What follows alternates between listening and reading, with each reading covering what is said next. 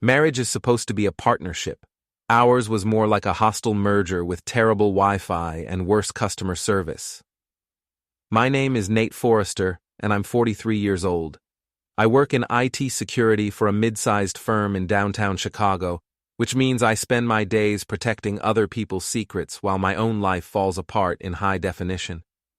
I live in Evanston with my wife Harper, our 17-year-old daughter Emma, and our 13-year-old son Owen. At least, I thought I lived with Harper.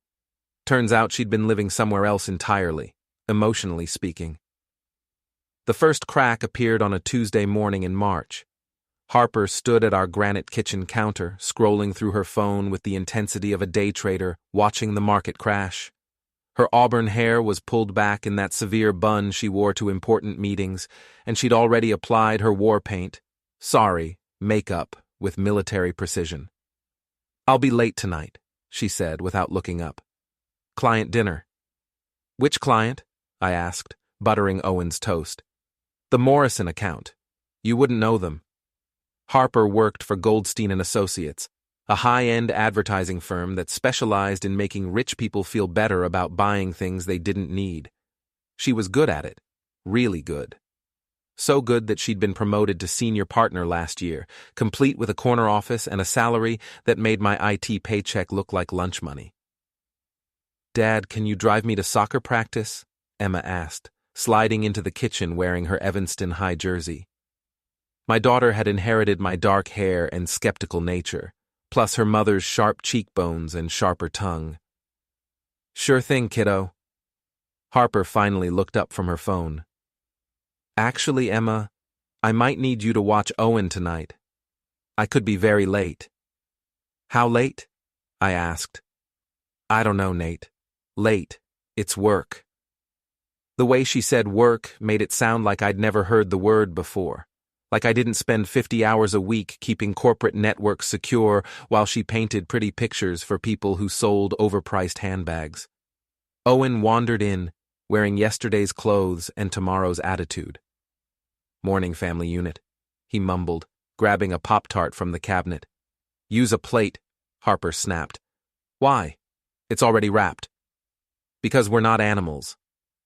I watched this exchange with the detached interest of a nature documentarian, the suburban family in its natural habitat, slowly consuming itself. Harper's phone buzzed. She glanced at it and smiled, actually smiled, for the first time that morning. "Who's texting you this early?" I asked. "Work," she said, but her fingers moved quickly across the screen, and that smile lingered. "Josh has some ideas for the Morrison pitch." Before we deeper into this story, I have one small request. Please subscribe, drop a like, comment, and hit that hype button to boost this channel so more people can discover these incredible Reddit stories. Josh Vance, Harper's business partner, though I'd never been entirely clear on what that partnership entailed. He was 37, drove a silver Porsche, and had the kind of trust fund that made actual work optional. He also had the kind of smile that made me want to check my wallet after shaking his hand. "Isn't Josh supposed to be in New York this week?" I asked. Harper's fingers paused on her screen. "He got back early. The meetings went well." "That's nice."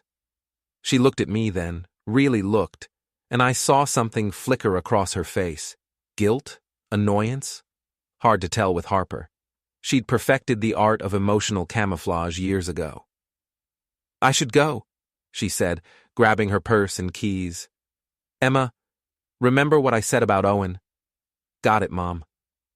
Harper kissed the air near my cheek, a habit that had replaced actual affection sometime around Obama's second term, and headed for the garage. "Love you too," I said to the empty space where she'd been standing. Emma rolled her eyes. "You're pathetic, Dad." "Thanks, sweetheart. That's the kind of morning motivation I live for." "I'm just saying, when someone stops actually kissing you goodbye, maybe it's time to ask questions."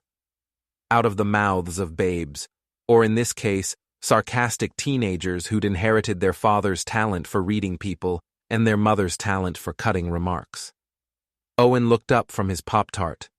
"Are you guys getting divorced?" No, I said automatically. Why would you ask that? Because Mom acts like you have some kind of contagious disease, and you act like you're afraid to call her on it. 13 years old, and the kid had already figured out what it took me months to acknowledge. Harper had been pulling away for a while now. Late nights at the office, weekend strategy sessions, girls' trips that seemed to happen every other month. I drove Emma to school and Owen to his middle school, then headed downtown to my office. The commute gave me 45 minutes to think, which lately had become 45 minutes of mental inventory. When had Harper stopped laughing at my jokes? When had she started sleeping with her phone face down on the nightstand? When had "we need to talk" become her most feared phrase in the English language? My office was a glass box on the 32nd floor of a building that looked like every other office building in Chicago. I shared the space with my team of network security specialists, including my best friend Dave Martinez, who had the rare ability to make corporate IT work seem almost interesting. "You look like someone stole your lunch money," Dave said as I settled into my cubicle. "Harper's working late again." "Client dinner?" "So she says." Dave raised an eyebrow. He'd met Harper exactly 3 times in the 15 years we'd been friends, and each encounter had left him with the distinct impression that she considered him, and by extension, me, several social classes beneath her notice. "Want me to run a background check on this Josh character?" Dave asked. "That's not legal. Neither is cheating on your spouse, but people do it anyway." The word hung in the air between us like smoke. Cheating. I'd been dancing around it for weeks, but hearing Dave say it out loud made it real. "I don't know if she's cheating," I said, "but you suspect." "I suspect something." Dave leaned back in his chair. "You know what your problem is, Nate? You're too nice. You assume everyone operates with the same moral code you do." "And what code is that?" "Don't screw over the people who trust you." I spent the rest of the day trying to focus on firewall configurations and security protocols, but my mind kept drifting back to Harper's smile when she'd read that text from Josh. It was the kind of smile I hadn't seen in months. Warm, genuine, excited. When I got home that evening, the house was quiet. Emma was at soccer practice, Owen was probably upstairs gaming, and Harper was still at her client dinner. I made myself a sandwich and sat at the kitchen counter, staring at my phone. At 9:30, I texted Harper. "How's dinner going?" No response. At 10:15, I tried again. "Emma's wondering when you'll be home." Nothing. At 11, my phone finally buzzed. "Running late. Don't wait up." I stared at the message for a long time. 3 words, no explanation, no apology, no warmth. Just a dismissal. I was loading the dishwasher when I heard Harper's car in the driveway. It was almost midnight. She came through the garage door looking slightly disheveled, her perfect makeup smudged, her hair escaping from that severe bun. "How was dinner?" I asked. "Fine. Long. You know how these things go." "Actually, I don't. I've never been to one of your client dinners." She paused in the act of hanging up her purse. "That's because they're boring, Nate. Work stuff. You wouldn't be interested." "Try me." "I'm tired. Can we do this tomorrow?" "Do what tomorrow?" "Whatever this is." She gestured vaguely in my direction. "This interrogation." "I asked how your dinner went. That's not an interrogation, Harper. That's called being married." She sighed, the kind of long-suffering sigh usually reserved for difficult children or slow waiters. "The Morrison people are demanding. They want to completely rebrand their image, which means starting from scratch. Josh and I spent 3 hours going over concepts." "Just you and Josh?" "And the clients, obviously." "Obviously." She looked at me then, and I saw something I'd never seen before in her green eyes. Calculation. Like she was trying to figure out how much I knew, how much I suspected, how much she could get away with. "I'm going to bed," she said. I stayed downstairs for another hour, ostensibly watching the late news, but actually thinking about that look in Harper's eyes. In 15 years of marriage, She'd never looked at me like I was a problem to be solved. When I finally went upstairs, Harper was already asleep, or pretending to be. Her phone was charging on her nightstand, face down as usual. I stood there for a moment, looking at her in the dim light from the hallway. She was still beautiful, still the woman I'd fallen in love with in graduate school. But somewhere along the way, she'd become a stranger. I was the IT guy. I protected secrets for a living. But I'd never imagined I'd need to protect myself from my own wife's secrets. As I lay in bed, listening to Harper's breathing, one thought kept running through my mind. I always thought I was the IT guy. Turns out, I was just the backup drive. The invitation came on a Thursday, delivered with the casual cruelty that Harper had perfected over the years. "I've booked that lake house for Memorial Day weekend," she announced over breakfast. "The one in Michigan we looked at last summer." Emma looked up from her cereal. "The fancy one with the hot tub?" "That's the one. I thought we could use some family time." Family time. Coming from a woman who'd spent the last 3 months treating family dinners like parole hearings, this was rich.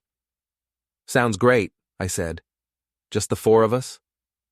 Harper's spoon paused halfway to her mouth. "Actually, I invited Trina and Blair and Josh." Of course she did. Trina Walsh and Blair Hendricks were Harper's closest friends, which was like saying they were her favorite weapons. Trina had the kind of sharp tongue that could fillet a person in 3 sentences, while Blair specialized in passive-aggressive warfare disguised as concern. Together, they formed Harper's personal Greek chorus of enablement and entitlement. "Why Josh?" I asked. "He's been working so hard on the Morrison account. I thought he could use a break." Owen looked up from his phone. "Isn't Josh married?" "Separated," Harper said quickly. "It's been really difficult for him." This was news to me. Last I'd heard, Josh was happily married to a woman named Melissa, who ran some kind of boutique downtown. But then again, there were a lot of things about Josh I apparently didn't know. "So let me get this straight," I said. "You want to take our family vacation and turn it into a group therapy session for your business partner's marriage problems?" "Don't be dramatic, Nate. It's just a few friends joining us for a long weekend." Emma and Owen exchanged a look that spoke volumes. Even the kids could see this was going to be a disaster. The lake house was exactly as the rental website had promised. 5 bedrooms, 4 bathrooms, a gourmet kitchen, and a deck that offered a stunning view of Lake Michigan, like something out of a design magazine. It was also remote, surrounded by thick woods and reachable only by a winding dirt road that made my Honda Civic sound like it was about to give out. Harper, Trina, and Blair arrived in Harper's BMW, followed closely by Josh in his silver Porsche. I'd driven separately with Emma and Owen, ostensibly so we could stop for groceries, but really because I'd needed 45 minutes to prepare myself for what was coming. "This place is incredible," Trina gushed as we unloaded the cars. She was a tall, angular woman with blonde hair that cost more than my monthly car payment and a voice that could cut glass at 50 yards. Blair nodded enthusiastically. She was Trina's opposite, short, round, and soft-spoken, but with a talent for delivering devastating observations in the sweetest possible tone. "Harper, you have such amazing taste." Josh emerged from his Porsche, wearing khakis and a polo shirt that probably cost more than my entire weekend wardrobe. He had the kind of effortless handsomeness that made other men want to check their posture and their bank accounts. "Nate!" he called out, extending his hand with that $1,000,000 smile. "Great to see you, man. Thanks for letting me crash your family vacation." "Wouldn't dream of keeping you away," I replied, shaking his hand and wondering if he could hear the sarcasm in my voice. The house was even more impressive inside. Vaulted ceilings, floor-to-ceiling windows, and enough space to host a small convention. Harper immediately began directing traffic like a general deploying troops. "Josh, you can take the master suite upstairs," she said. "Trina and Blair, you're in the twin beds down the hall. Nate, we'll take the room overlooking the lake." I noticed she didn't ask Josh if he minded taking the best room in the house, or consult me about our sleeping arrangements. This was Harper's show, and the rest of us were just supporting players. Emma and Owen claimed the bunk beds in the basement rec room, which put them as far away from the adults as possible. Smart kids. Dinner was a production. Harper had brought enough food to feed a small army, plus several bottles of wine that cost more than most people's weekly grocery budget. The conversation flowed as freely as the alcohol, and I found myself in the uncomfortable position of watching my wife flirt with another man while her friends provided color commentary. "Josh, tell Nate about that client meeting in New York," Harper said, refilling his wine glass. "Oh, that was nothing," Josh said with false modesty. "Just a little creative problem-solving." "He saved the entire campaign," Harper continued. "The client was ready to walk, but Josh came up with this brilliant concept that turned everything around." "Harper's being too generous," Josh said, but he was looking at her with obvious appreciation. "I couldn't have done it without her." They were sitting across from each other at the dining table, but their body language suggested they'd rather be sitting much closer. Harper leaned forward when Josh spoke, laughed too loudly at his jokes, and found excuses to touch his arm when making points. Trina and Blair watched this performance with barely concealed delight. "You two make such a great team," Trina observed. "It's rare to find that kind of professional chemistry." "Absolutely," Blair agreed. "Some people just click, you know? It's like they're on the same wavelength."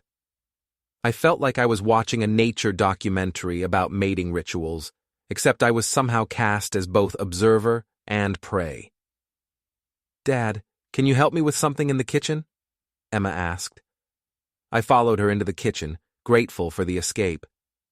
"This is painful to watch," she whispered. "Tell me about it. Mom's not even trying to be subtle, and those women are awful." "They're her friends."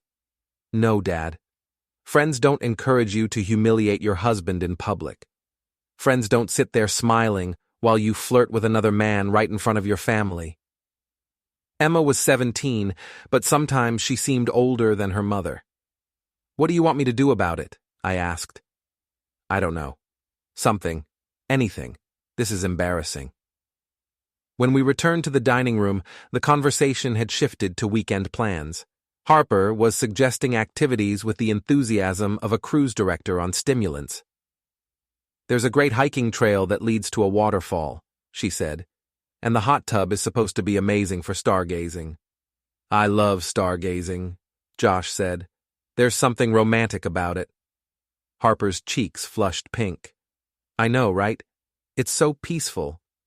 I wondered if they'd forgotten that Harper's husband and children were sitting at the same table, or if they simply didn't care. After dinner, while Harper and her friends moved the party to the deck, I volunteered to clean up. It gave me something to do with my hands and a legitimate reason to avoid the ongoing performance outside. I was loading the dishwasher when Josh wandered into the kitchen, wine glass in hand. "Great place," he said.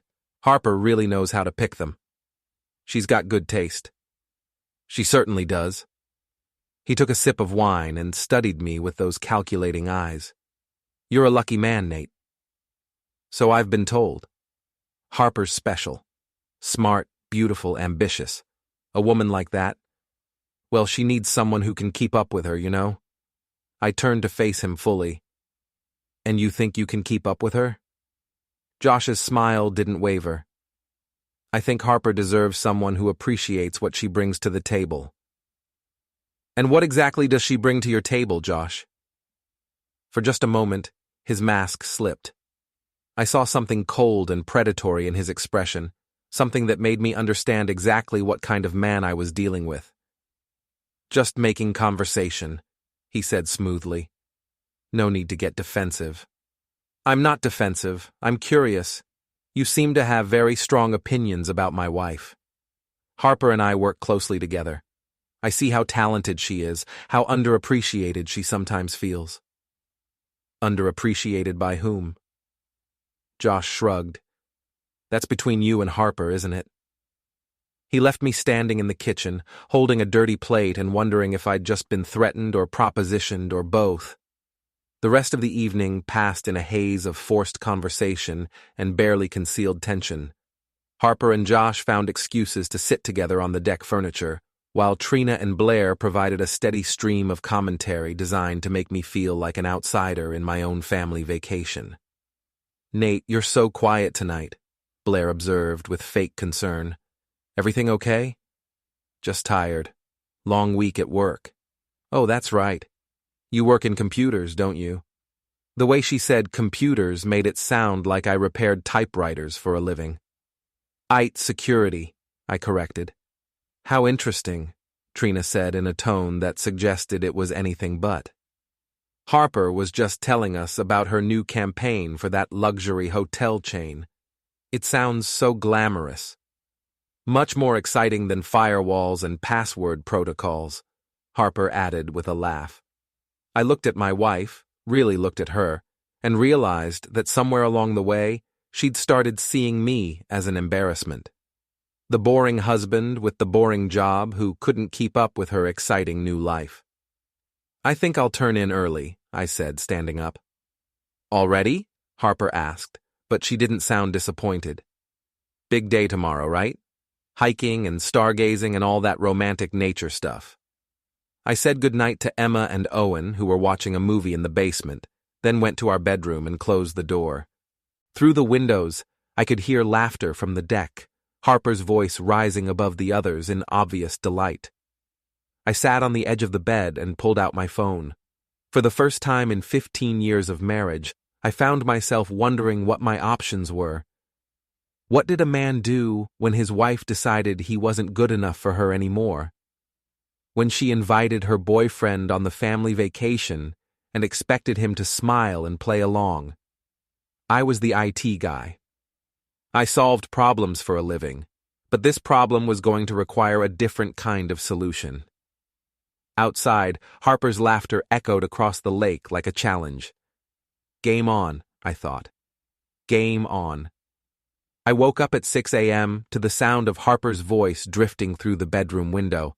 She was on the deck below, talking on her phone in the hushed tones people use when they don't want to be overheard. "I know, but it's complicated," she was saying. "He's not stupid, just oblivious. Give me a few more weeks." I moved closer to the window, staying hidden behind the curtain. "Of course I miss you," Harper continued. "This whole weekend is torture, but I have to keep up appearances until everything's in place." My chest tightened. This wasn't Josh she was talking to. The tone was too intimate, too familiar. This was someone else entirely. "I love you too," she whispered, then ended the call. I stood there for a long moment, processing what I'd just heard. Harper wasn't just having an affair with Josh. She was having an affair with someone else, and apparently planning some kind of exit strategy that required keeping me oblivious for a few more weeks. I was the IT guy. I protected secrets for a living. But I'd never imagined I'd need to protect myself from my own wife's secrets. By the time Harper came back inside, I was in the shower, giving myself time to think. When I emerged, she was sitting on the bed, fully dressed and scrolling through her phone. "Morning," I said. "Morning. Sleep well?" "Like a baby. You?" "Fine. I got up early to check messages. Crisis at the office." "On Saturday morning?" "You know how it is. Clients don't respect boundaries." I knew exactly how it was, just not the way Harper thought I did. Breakfast was another performance. Harper and Josh sat together at the kitchen island, sharing the newspaper and making inside jokes while Trina and Blair provided their usual chorus of approval. Emma and Owen ate quickly and escaped to the basement, leaving me alone with the adults. "So what's the plan for today?" I asked. "I thought we'd do that hike," Harper said. "The trail starts about a mile down the road." "Sounds great. Everyone going?" "Actually," Josh said, "I was thinking Harper and I might scout ahead, make sure the trail's not too difficult for everyone else." "How thoughtful," I said. "But I'm sure we can all handle a nature walk." Harper shot me a look that could have frozen the lake. Josh knows these trails. He's been hiking here before. When?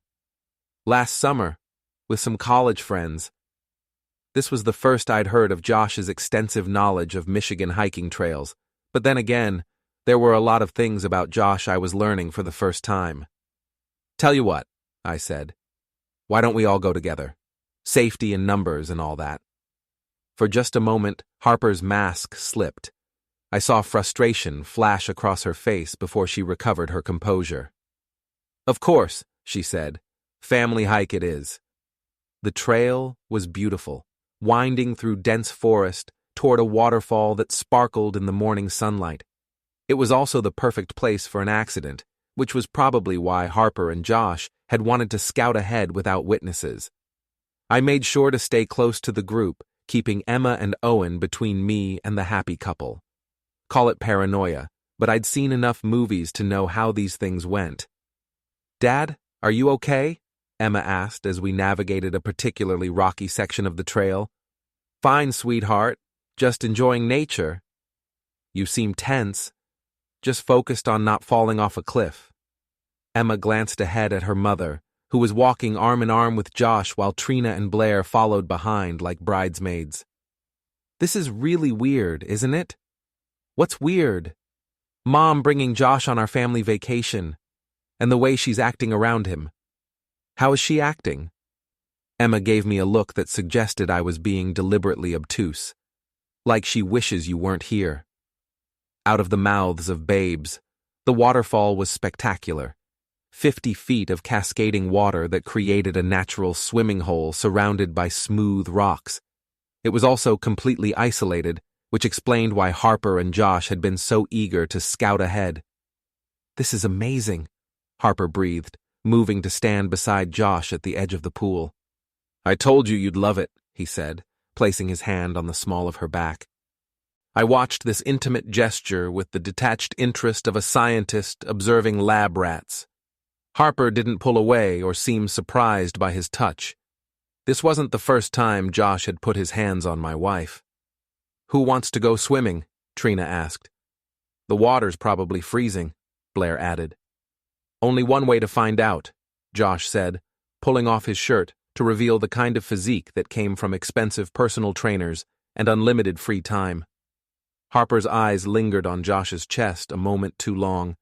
When she caught me watching her watch him, she had the grace to look embarrassed. Maybe later, she said. When it warms up.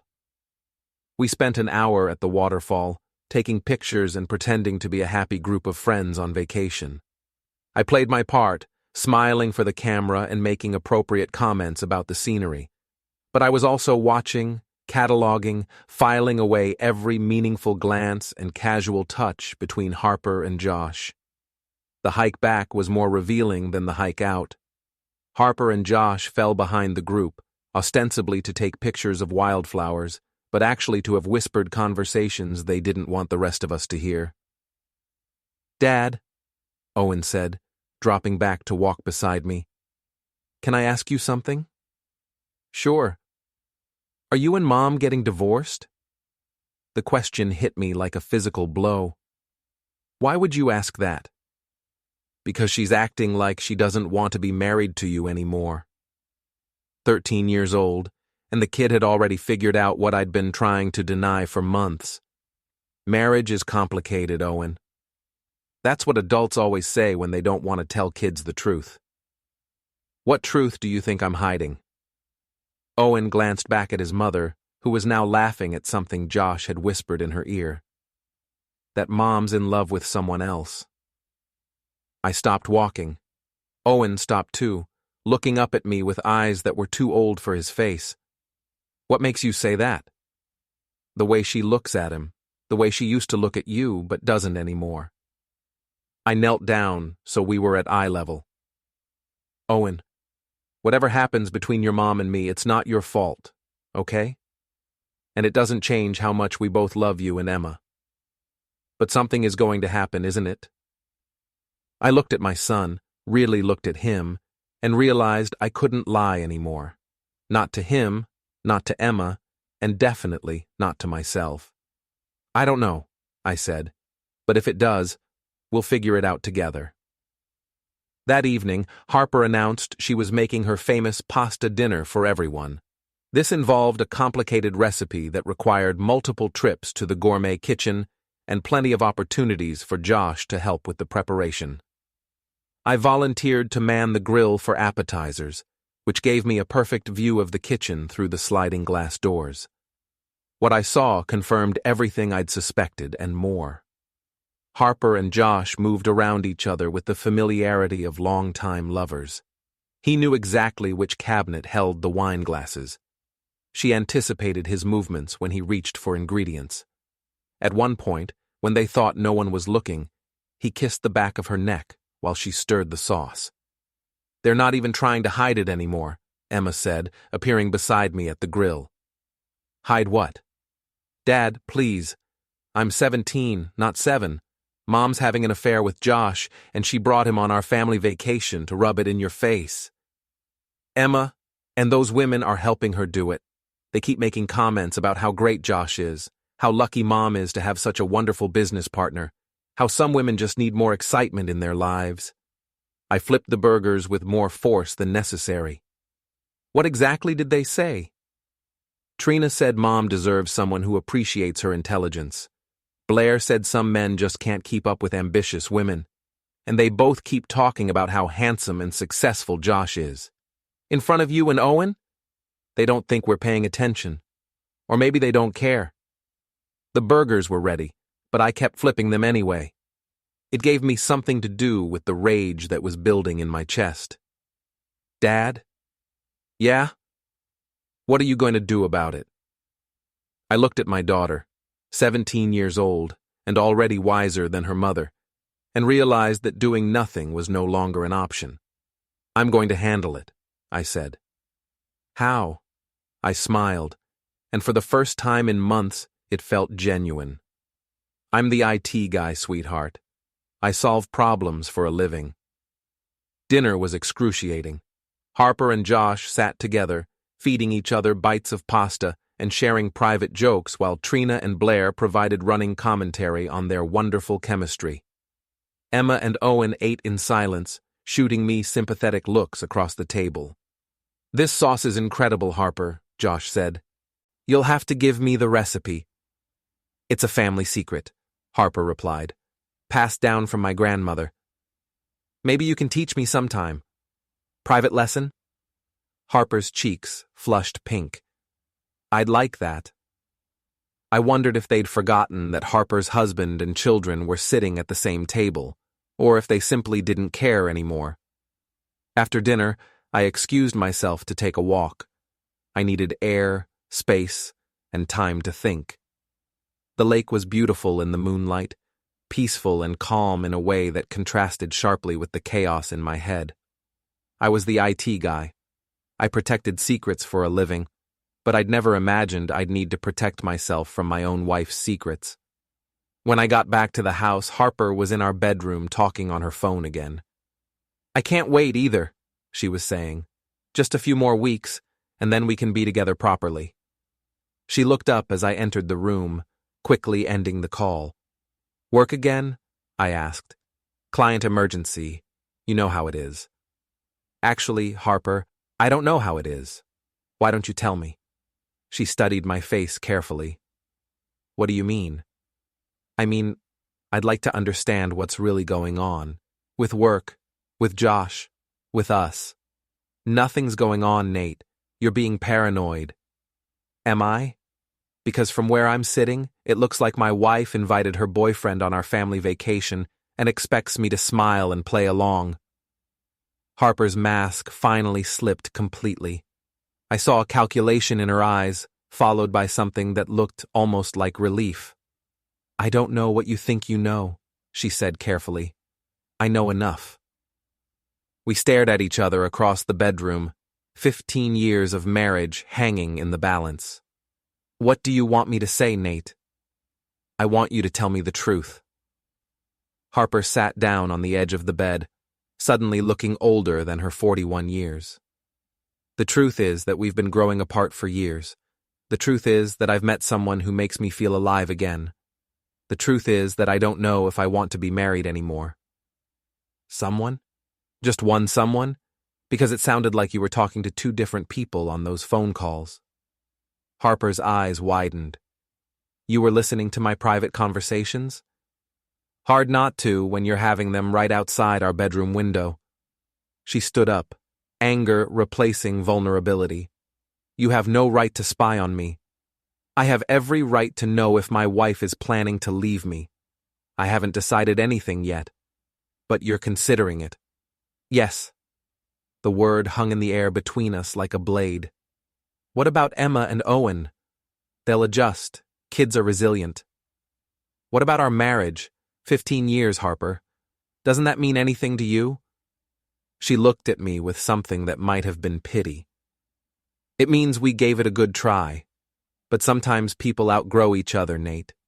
Sometimes they want different things. And what do you want? I want to feel excited about my life again. I want to be with someone who challenges me, who makes me feel beautiful and smart and desired. And I don't do that? When was the last time you surprised me? When was the last time you planned something romantic, or told me I looked beautiful, or made me feel like I was the most important thing in your world? I thought about it, really thought about it, and realized I couldn't remember. So this is my fault? It's nobody's fault. We just grew apart. And Josh happened to be there to catch you when you fell? Harper's cheeks flushed. Josh understands me. He sees who I really am, not just who I used to be. And who are you really, Harper? Someone who deserves better than this. She gestured around the room, but I knew she meant our entire life together. Better than me, you mean? I didn't say that. You didn't have to. I walked to the window and looked out at the lake. In the moonlight, it looked like a sheet of black glass, beautiful and cold and utterly indifferent to human suffering. So what happens now? I asked. I don't know. I need time to think. How much time? I don't know, Nate. This isn't easy for me either. I turned to face her. Actually, Harper, it looks pretty easy. You invited your boyfriend on our family vacation. You're flirting with him in front of our children. You're making plans to leave me while expecting me to pay for the privilege of being humiliated. It's not like that. Then what is it like? She didn't answer, which was answer enough. I grabbed my pillow from the bed. I'll sleep on the couch tonight. Nate? No, Harper. You want to think? Fine. Think. But I'm done pretending this is normal. I'm done smiling while you parade your boyfriend around like some kind of trophy. Josh isn't my boyfriend. Then what is he? She looked at me for a long moment, and I saw the exact moment she decided to stop lying. He's someone who makes me happy. And I don't? Not anymore. I nodded, feeling strangely calm. Well, at least, now I know where we stand. I headed for the door, then turned back. Harper? What? You're right about one thing. You do deserve better than this, but so do I. I left her sitting on the bed, staring after me with an expression I couldn't read. Guilt? Relief? Regret? Hard to tell with Harper. She'd perfected the art of emotional camouflage years ago. But I was the IT guy. I solved problems for a living, and I'd just identified the problem. Now it was time to work on the solution. The drive back to Evanston was a masterclass in passive-aggressive warfare. Harper rode in stony silence while Emma and Owen peppered me with questions about why I'd slept on the couch and why everyone seemed so tense at breakfast. Adults are weird, Owen finally concluded. That's the understatement of the century, Emma muttered. Harper's phone buzzed constantly during the 3-hour drive. Each notification made her smile in a way that twisted something sharp in my chest. Josh, presumably, checking in on his investment. When we pulled into our driveway, Harper was out of the car before I'd even turned off the engine. I have work to catch up on, she announced, grabbing her bag and heading for the house. On Memorial Day? I called after her. Some of us have demanding careers, Nate. Emma and Owen exchanged a look that spoke volumes. Dad, Emma said quietly. Are you okay? I'm fine, sweetheart. No, you're not. None of us are fine. This whole weekend was insane. She was right. The weekend had been insane, but it had also been educational. I'd learned exactly what kind of woman I'd married, exactly what kind of man Josh Vance was, and exactly what kind of friends Harper surrounded herself with. Most importantly, I'd learned that I was done being the victim in my own life story. That evening, while Harper locked herself in her home office for another work session, I sat down with my laptop and began to do what I did best: gather information. Josh Vance wasn't as careful with his digital footprint as he should have been. His social media accounts were public, his business information was readily available, and his personal details were surprisingly easy to find. Trust fund kid, divorced parents, expensive education, and a track record of business ventures that looked impressive on paper but had a tendency to fold after a year or two. More interesting was his relationship status. According to his Instagram account, he was still very much married to Melissa Vance, who ran a boutique called Threads in Lincoln Park. Their last public appearance together was 3 weeks ago at a charity gala, where they'd posed for pictures looking like the perfect power couple. So Josh was lying about being separated, which meant Harper was either being lied to or she was lying to me. Given the conversation I'd overheard at the lake house, I suspected the latter. I dug deeper. Business records showed that Goldstein and Associates had been struggling lately, losing several major accounts and laying off junior staff. Harper hadn't mentioned any of this, but then again, Harper hadn't mentioned a lot of things lately. I was deep in my research when Emma appeared in the doorway of my home office. Dad, can we talk? Of course, come in. She closed the door behind her and sat down in the chair across from my desk. I need to tell you something about this weekend. What's that? I heard Mom's friends talking, Trina and Blair. They were on the deck after you went to bed, and they didn't know I was in the kitchen. My fingers paused on the keyboard. What did they say? Awful things. About you, about our family, about Mom's plans. What kind of plans? Emma took a deep breath. They were talking about how Mom deserves better than being stuck with a boring husband and a boring life. They said Josh is perfect for her, successful, exciting, sophisticated.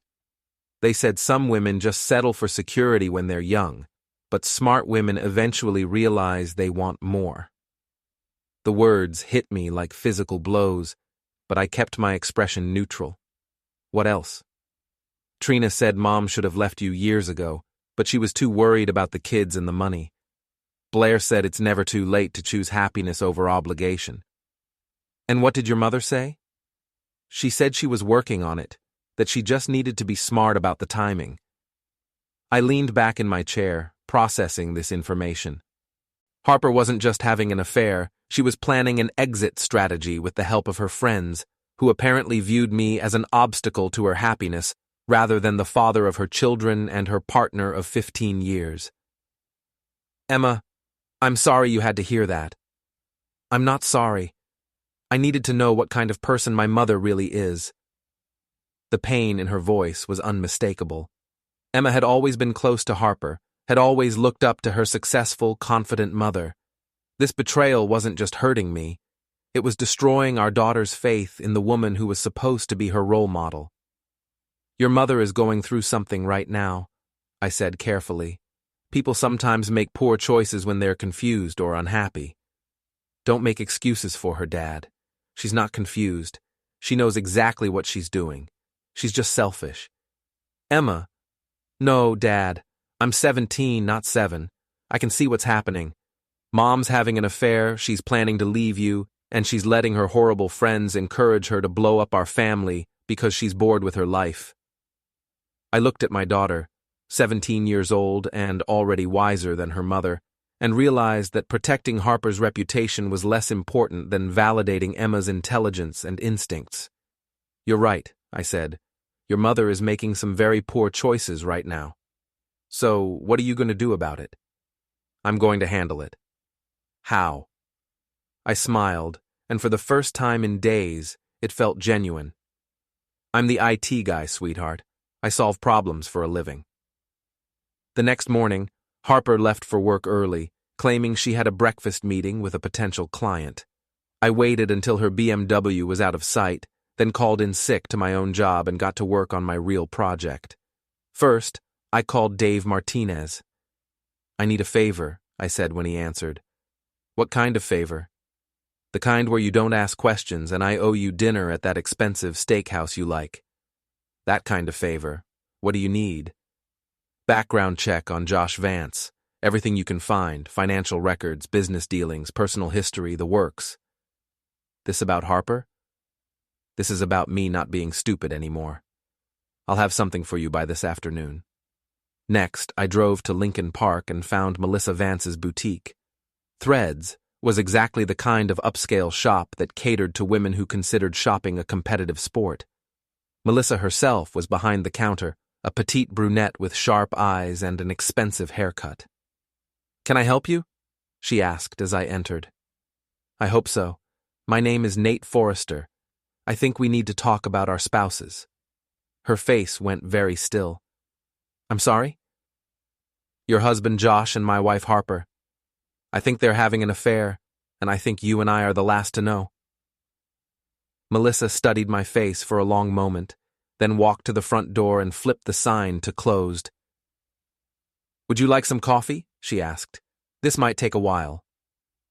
An hour later, I knew everything. Josh had been cheating on Melissa for months, possibly longer. He'd been working late, taking mysterious business trips, and spending money they didn't have on expensive dinners and hotel rooms. Melissa had hired a private investigator 3 weeks ago and had photographs of Josh with not just Harper, but 2 other women as well. He's not just having an affair, Melissa said, showing me pictures on her phone. He's having multiple affairs. Your wife isn't special, Mr. Forrester. She's just the latest in a long line of conquests. The photos were damning. Josh with Harper at expensive restaurants. Josh with a blonde woman I didn't recognize at a downtown hotel. Josh with a redhead at what looked like a business conference in Milwaukee. What are you going to do? I asked. I'm filing for divorce next week. My lawyer says I can take him for everything. The house, the business investments, even his precious Porsche. Adultery still matters in Illinois, especially when there's photographic evidence. What about the women he's been seeing? Melissa's smile was sharp as a blade. What about them? They're victims too, in a way. They think they're special, think they're the only ones. They have no idea they're just part of Josh's rotation. Harper might know about the others. Does it matter? Either she knows and she's okay with sharing, or she doesn't know, and she's about to get a very rude awakening. I thought about Harper's phone calls at the lake house, her secretive behavior, her plans for the future. I think she might be seeing someone else too, someone besides Josh. Well, Melissa said, isn't she the busy little bee? I left the boutique with copies of Melissa's photographs and a new understanding of exactly what kind of situation I was dealing with. Harper wasn't just having an affair, she was having multiple affairs. Josh wasn't the love of her life. He was just one of several men she was juggling while planning her exit from our marriage. Dave called while I was driving home. You're not going to like what I found, he said. Try me. Josh Vance is broke. His trust fund dried up 2 years ago, his business ventures are failing, and he's been living on credit cards and loans. He owes money to some very unpleasant people. What kind of unpleasant people? The kind who break kneecaps when you don't pay them back. Your boy Josh is in serious trouble, financially speaking. What about Harper? Any connection to his business problems? That's where it gets interesting. Goldstein and Associates has been funneling money to Josh's companies through consulting contracts and advertising deals. Looks like Harper's been using her position to help Josh pay his debts. With company money? With company money, if her boss finds out, Harper's not just fired, she's potentially facing fraud charges. I pulled into my driveway and sat in the car for a moment, processing this information. Harper wasn't just cheating on me. She was embezzling money to support her boyfriend's failing businesses. Josh wasn't just having an affair with my wife, he was using her to solve his financial problems. And I was the fool who'd been paying for their romantic dinners and weekend getaways with my own ignorance. Dave? Yeah? I need you to document everything you found. Every transaction, every contract, every connection between Harper and Josh's businesses. What are you planning, Nate? I'm planning to solve a problem. That evening, Harper came home late again, claiming she'd been working on a new client presentation. She was glowing with excitement, practically vibrating with energy. Great day at the office? I asked. The best. We landed the Morrison account, and Rena's talking about promoting Josh to senior partner. That's wonderful news. It really is. Josh has worked so hard for this. He deserves all the success in the world. I watched my wife gush about another man's achievements and realized that she'd already checked out of our marriage emotionally. She was just going through the motions while she waited for the right moment to make her escape. Harper, can we talk? About what? About us, about our marriage, about what happens next. She glanced toward her home office, where her phone was undoubtedly buzzing with messages from Josh or whoever else she was juggling these days. Can it wait? I have some work to finish up. More work? The Morrison account is very demanding. I'm sure it is. She kissed the air near my cheek, that familiar non-kiss that had replaced actual affection, and headed for her office. Harper? What? We'll have plenty of time together, but I rarely see my friends. She froze in the doorway. Those were the exact words she'd used to justify bringing Josh and her enablers on our family vacation. What's that supposed to mean? It means I understand your priorities now, and I'm adjusting mine accordingly. She studied my face, looking for clues about what I knew and how much trouble she was in. I don't know what you think you're implying, Nate. I'm not implying anything. I'm stating facts. You've made it clear that our marriage isn't your priority anymore. So I'm making other arrangements. What kind of arrangements? I smiled, and this time I let her see exactly what I was thinking. The kind where I stop being the fool in my own life story. Harper's face went pale. For the first time since this whole mess started, she looked genuinely afraid. What does that mean? It means the game has changed, Harper, and it's my turn to play. I left her standing in the doorway, staring after me with an expression of growing panic. She'd spent months thinking she was smarter than me, more sophisticated than me, more deserving than me. She was about to learn exactly how wrong she'd been. I was the IT guy. I solved problems for a living, and Harper had just become my biggest problem to solve. The war was about to begin. The next morning, Harper left for work in a state of barely controlled panic. She'd spent the night making hushed phone calls and sending frantic text messages, clearly trying to figure out how much I knew and how much damage control she needed to do. She was about to find out that damage control was no longer an option. I waited until her BMW disappeared around the corner, then put my plan into motion. First, I called Rena Goldstein's office at Goldstein & Associates. Ms. Goldstein's office, this is Patricia. Hi, Patricia. This is Nate Forrester, Harper Forrester's husband. I need to speak with Ms.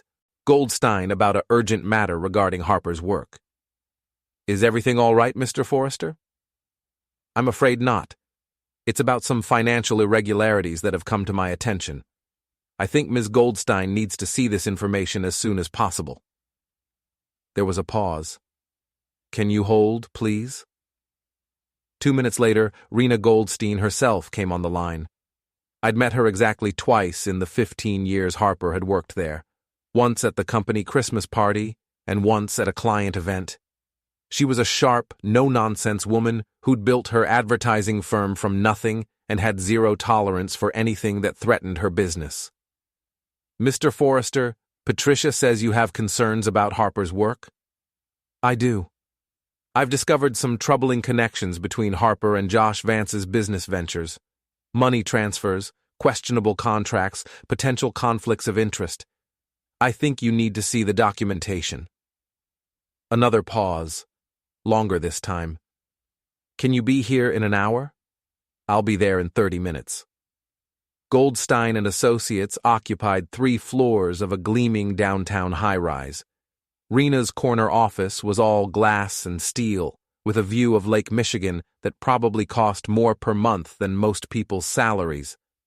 Rena herself was exactly as I remembered, mid-50s, silver hair pulled back in a severe bun, wearing a suit that cost more than my car. She gestured for me to sit across from her massive desk. "Show me what you have," she said, without preamble. I opened my laptop and walked her through Dave's research. Financial records showing money flowing from Goldstein and Associates to Josh's failing businesses, consulting contracts that existed only on paper, advertising deals that benefited Josh's companies while providing no measurable value to Harper's clients. Rena's expression grew darker with each revelation. "How long has this been going on?" she asked. "At least 6 months, possibly longer? And you believe Harper is personally involved in these transactions?" "I believe Harper is personally involved with Josh Vance, and that relationship has compromised her professional judgment." Rena leaned back in her chair. "Mr. Forrester, are you telling me that Harper is having an affair with Josh?"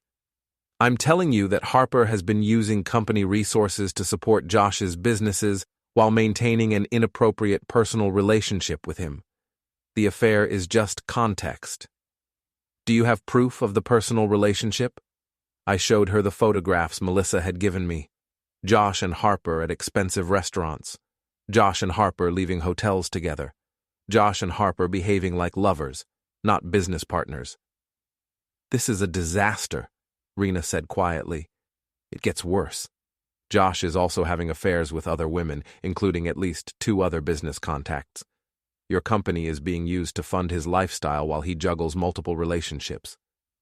Rena stood up and walked to her window, staring out at the lake. "Harper is one of my best people. Was one of my best people. This is going to destroy her career." Her career was already destroyed the moment she decided to embezzle company funds for her boyfriend. "What do you want from me, Mr. Forrester?" "I want you to do what you would do if any other employee had committed these violations. I want you to treat Harper like you would treat anyone else who had betrayed your trust and stolen from your company." Rena turned back to face me. "You realize this will probably result in criminal charges?" "That's Harper's problem, not mine." "And Josh?" "Josh has bigger problems than losing his job. His wife is filing for divorce and she has evidence of his multiple affairs. Plus, he owes money to some very dangerous people." "How do you know all this?" "I'm the IT guy. I solve problems for a living." Rena studied me for a long moment. "Mr. Forrester, I have to ask, are you doing this for revenge?" "I'm doing this for justice. There's a difference." "Is there?" "Revenge is emotional. Justice is logical. Harper made choices that have consequences. I'm simply ensuring that those consequences occur." Rena nodded slowly. "I'll need to conduct a full investigation, of course. But based on what you've shown me, Harper's employment here is terminated effective immediately. I'll be calling the police and our corporate attorneys." "What about Josh?" "Josh was never actually employed here. He was a contractor. But any contracts between his companies and ours are now void, and we'll be pursuing recovery of any funds that were improperly transferred." I closed my laptop and stood up. "Thank you for taking this seriously." "Mr. Forrester?" "Yes?" "I'm sorry about your marriage. Harper always spoke very highly of you." "Not recently, I'm sure." "No, not recently." I left Rena's office feeling lighter than I had in months. Phase 1 of my plan was complete. Harper would be fired, investigated, and possibly prosecuted. Josh would lose his primary source of income and face serious legal consequences. But I wasn't done yet. My next stop was Josh's downtown apartment. He lived in a luxury high-rise in River North, the kind of place that screamed, trust fund baby, even when the trust fund was empty. I'd gotten his address from Dave's research, along with his security codes and building access information. The advantages of being married to someone who shared everything with her lover, including sensitive personal information. Josh's apartment was on the 23rd floor, with floor-to-ceiling windows and a view that would have been impressive if I'd cared about impressing people with my address. The decor was all black leather and chrome, the kind of aggressively masculine design that screamed insecurity. I let myself in using the spare key Harper had mentioned Josh kept under a fake rock on his balcony. The apartment was empty. Josh was probably at the office, unaware that his world was about to collapse. I got to work. First, I accessed Josh's home computer. His password was embarrassingly simple: his own birthday. His email accounts contained a treasure trove of incriminating evidence: messages arranging meetings with multiple women, financial documents showing his mounting debts, and communications with loan sharks who were growing increasingly impatient about repayment. I copied everything to a secure drive, then began phase 2 of my plan. Josh's bathroom was a monument to vanity: expensive toiletries, imported soaps, a medicine cabinet full of performance enhancement supplements. I replaced his expensive shampoo with hair removal cream, swapped his cologne with a bottle of liquid that smelled like rotting fish, and programmed his smart shower to alternate between scalding hot and freezing cold water every 30 seconds. In his bedroom, I short-circuited the electronic locks on his walk-in closet, trapping his entire wardrobe behind doors that would require a locksmith to open. I also reprogrammed his smart home system to play metal at maximum volume every time he tried to sleep. The kitchen was where I got creative. I replaced the contents of his expensive wine collection with grape juice and vinegar.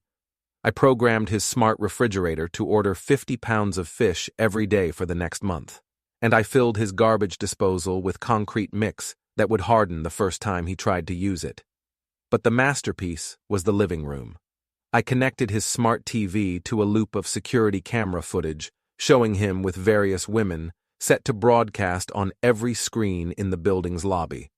I programmed his sound system to announce his personal debts and legal troubles every hour on the hour. And I arranged for a dozen different food delivery services to bring him meals he hadn't ordered, every day for the next 6 months, all charged to his already maxed-out credit cards. By the time I was finished, Josh's apartment was a technological nightmare, designed to make his life as miserable as he'd made mine. My phone buzzed as I was leaving the building. A text from Harper. "We need to talk. Something's happened at work." I smiled and typed back, "I'll be home soon. We definitely need to talk." Harper was waiting for me in our living room, pacing like a caged animal. Her perfect makeup was smudged, her professional composure completely shattered. "Rena fired me," she said the moment I walked in. "I'm sorry to hear that." "No, you're not. You did this. You went to her with lies and accusations and destroyed my career. I went to her with facts and evidence. There's a difference." Harper's face was flushed with rage. "You vindictive bastard. You couldn't stand that I was successful, that I was happy, so you decided to destroy everything I'd worked for. Actually, Harper, you destroyed everything you'd worked for the moment you decided to embezzle company funds for your boyfriend." "I never embezzled anything." "The financial records say otherwise. So do the contracts, the money transfers, and the email communications between you and Josh about covering his debts." Harper's face went white. "How do you know about that?" "I'm the IT guy. I know about everything." She sank into the couch, the fight going out of her as the reality of her situation hit home. "What do you want?" she asked quietly. "I want you to understand that actions have consequences. I want you to realize that the boring husband with the boring job isn't as stupid as you thought he was." "You've ruined my life." "No, Harper. You ruined your own life. I just made sure you couldn't ruin mine, too." My phone rang. The caller ID showed Josh's number. "Excuse me," I said to Harper. "I should take this." "Nate!" Josh's voice was frantic. Something's wrong with my apartment. Everything's malfunctioning. The shower won't work, my closet is locked, and there's something wrong with my shampoo. That sounds terrible, Josh. Have you tried calling a repair service? I've called everyone. They say the problems are in the programming, but I don't know how to fix it. Well, you know what they say. Karma's a real pain in the neck. What? Nate, I think someone sabotaged my place. This can't be a coincidence. You're right, Josh. It's not a coincidence. It's justice. There was a long pause. You did this. I solved a problem. You crazy son of a... I hung up and turned back to Harper, who was staring at me with something approaching awe. What did you do to Josh? I gave him a taste of his own medicine. He likes playing games with people's lives. Now he gets to play a game where he's not in control. You can't just destroy people's lives because you're angry.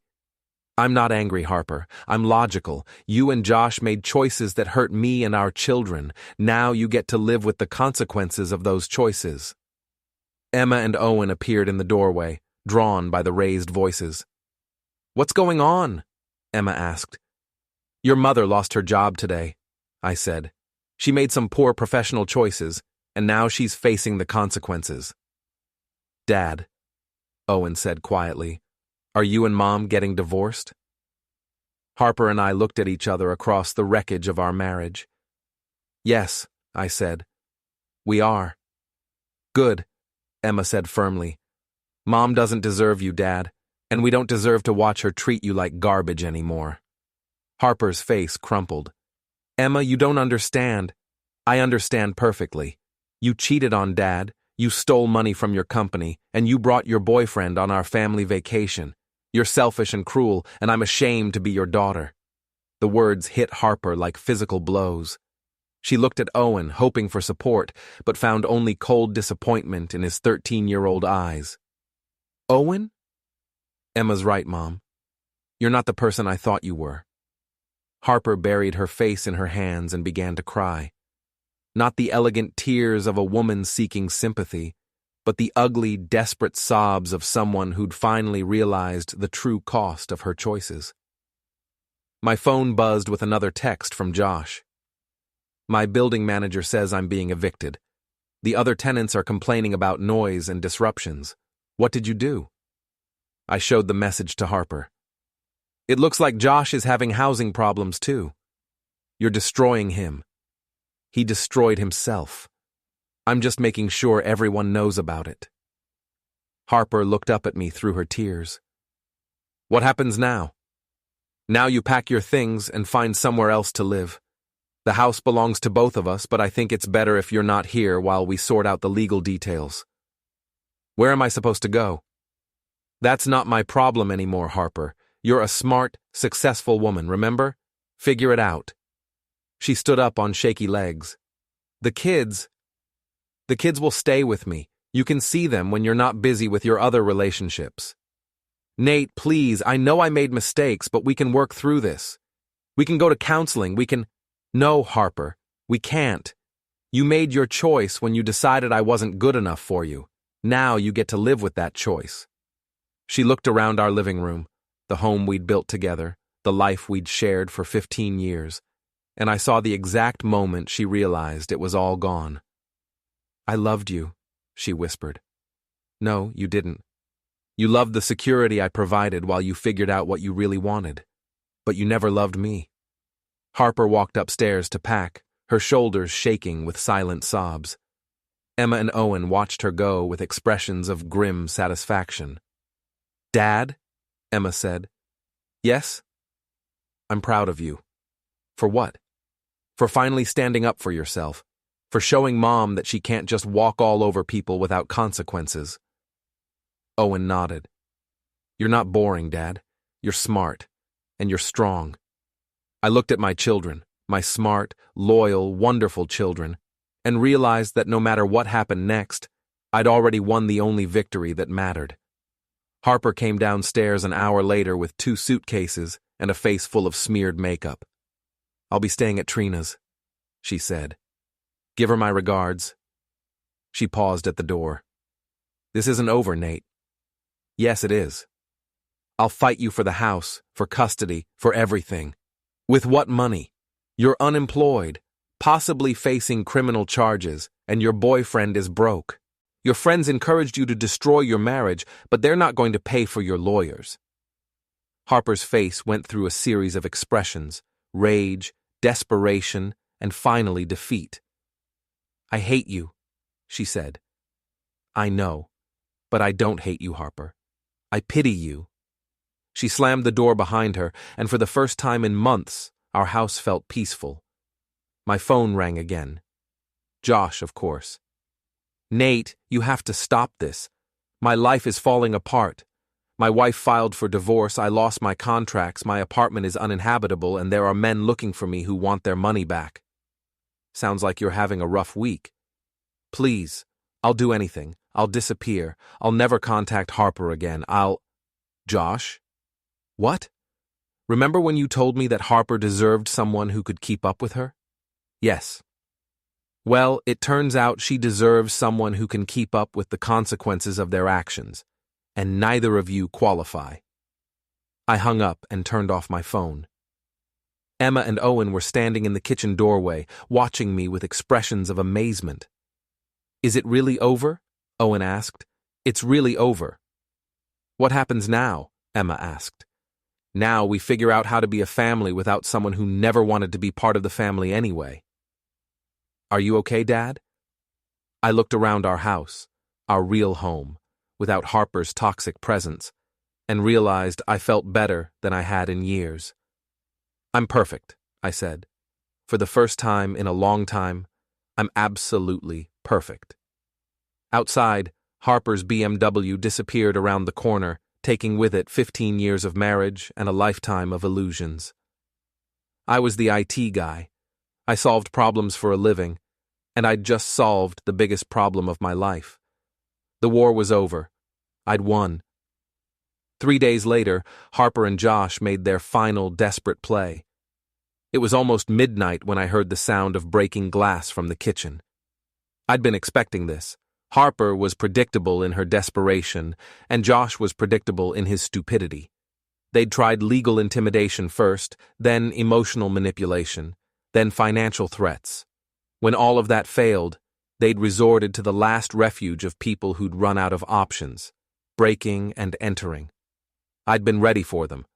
The house's security system activated the moment they broke the kitchen window, flooding the property with motion-activated lights and triggering silent alarms that connected directly to my phone and the local police station. Every camera in the house began recording in high definition, uploading footage to secure cloud servers in real time. I slipped out of bed and checked the security feed on my tablet. Harper and Josh were in the kitchen, both dressed in dark clothes like amateur burglars in a bad movie. Harper was gesturing frantically at something off camera, while Josh fumbled with what looked like a crowbar. They were trying to break into my home office where they thought I kept the evidence that had destroyed their lives. I activated the house's smart home system with a few taps on my tablet. Every light in the house blazed to life simultaneously, followed by the security system's piercing alarm.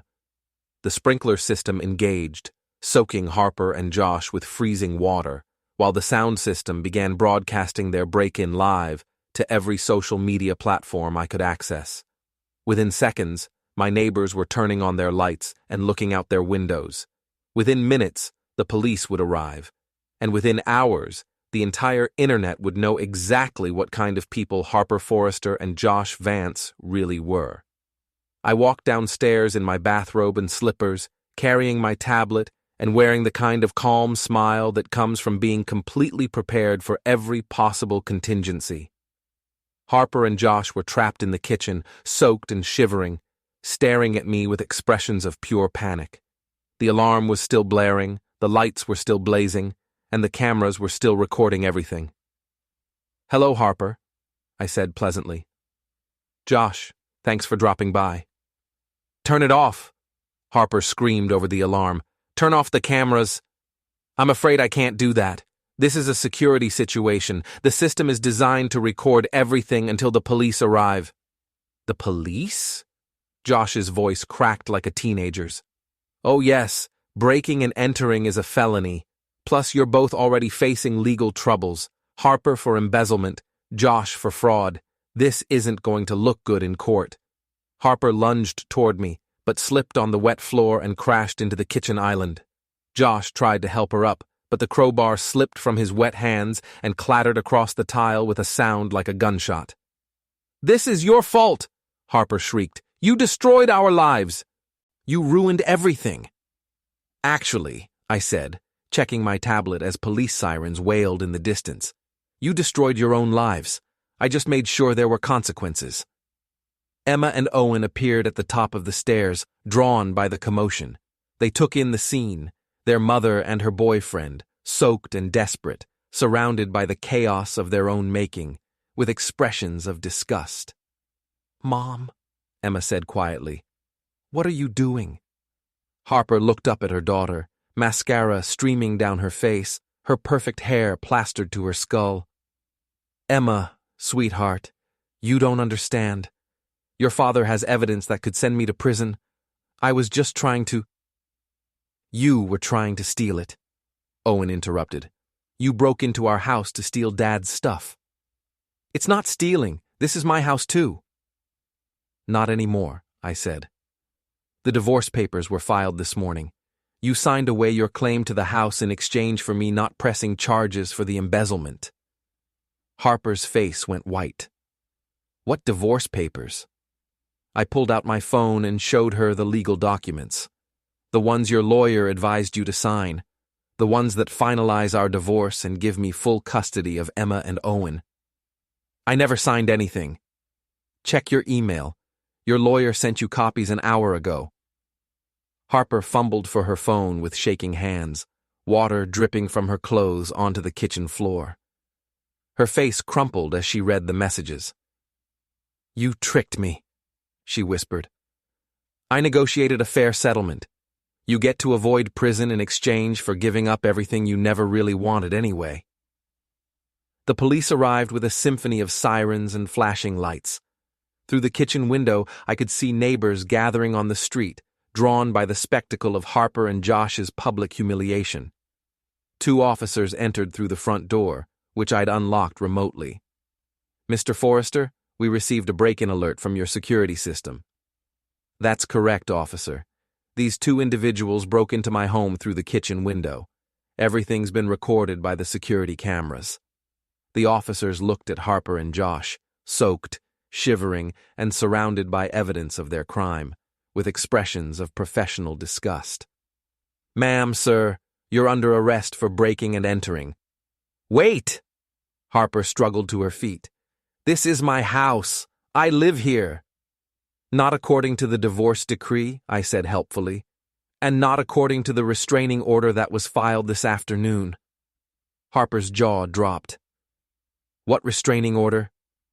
"The one that prohibits you from coming within 500 feet of me, Emma, Owen, or this property. Breaking into the house violates that order, which makes this not just burglary, but also contempt of court." Josh finally found his voice. "Nate, please. We can work this out. We don't need to involve the police." "Actually, Josh, we do. You see, I've learned something important over the past few weeks. Actions have consequences. You and Harper spent months thinking you were smarter than everyone else, that you could lie and cheat and steal without anyone noticing. You were wrong." The officers began reading Harper and Josh their rights, while the security cameras continued recording. Outside, the crowd of neighbors was growing, many of them holding phones and filming the arrest. "Dad," Emma said from the stairs, "is this really necessary?" I looked up at my daughter, 17 years old and still learning about justice and mercy and the price of betrayal. "Yes, sweetheart, it's necessary. Your mother and Josh made choices that hurt our family. They need to face the consequences of those choices." Harper was handcuffed now, still dripping wet, her perfect composure completely destroyed. She looked at me with something that might have been hatred or might have been desperation. "You've won, Nate. Isn't that enough?" "This isn't about winning, Harper. This is about accountability. You destroyed our marriage, embezzled money from your company, and brought your boyfriend into our home to humiliate me in front of our children. Did you think there wouldn't be consequences? I made mistakes. You made choices. Bad choices. And now you get to live with them. The officers led Harper and Josh toward the front door, past the cameras and the neighbors and the wreckage of their own arrogance. Harper paused at the threshold and looked back at me one last time. I loved you once, she said. No, I replied. You loved what I could do for you. But you never loved me. The door closed behind them with a sound like finality. Emma and Owen came downstairs and stood beside me in the sudden quiet of our home. Outside, the police cars were driving away, taking Harper and Josh to face the consequences of their actions. Is it over? Owen asked. It's over. Are you okay, Dad? Emma asked. I looked around our kitchen, wet floor, broken window, but somehow cleaner than it had been in months. I'm perfect, I said. For the first time in years, I'm absolutely perfect. My phone buzzed with notifications. The live stream of Harper and Josh's arrest had gone viral, shared thousands of times across social media. The comments were brutal but accurate. Cheaters get what they deserve. Play stupid games, win stupid prizes. That's what happens when you mess with the IT guy. Emma read over my shoulder and laughed, actually laughed, for the first time since this whole mess began. Dad? Yes? Next time we go on vacation, can we leave the drama at home? Next time, I said. We're going somewhere with no Wi-Fi and no people. Just us. Promise? Promise. I turned off the security system and began cleaning up the water from the sprinklers. Tomorrow, I'd have to deal with insurance claims and window repairs and probably more legal paperwork. But tonight, for the first time in months, our house felt like home again. Harper had been right about one thing. I was the boring husband with the boring job, but she'd been wrong about what that meant. Boring meant reliable. Boring meant loyal. Boring meant that when someone tried to destroy my family, I had the patience and the skills and the determination to destroy them right back. I was the IT guy. I solved problems for a living. And I'd just solved the biggest problem of my life. The war was over. Justice had been served. And my children and I could finally move forward without the toxic presence of someone who'd never deserved us in the first place. Harper and Josh had learned the hard way that some people, boring people, reliable people, IT people, are much more dangerous than they appear. Game over.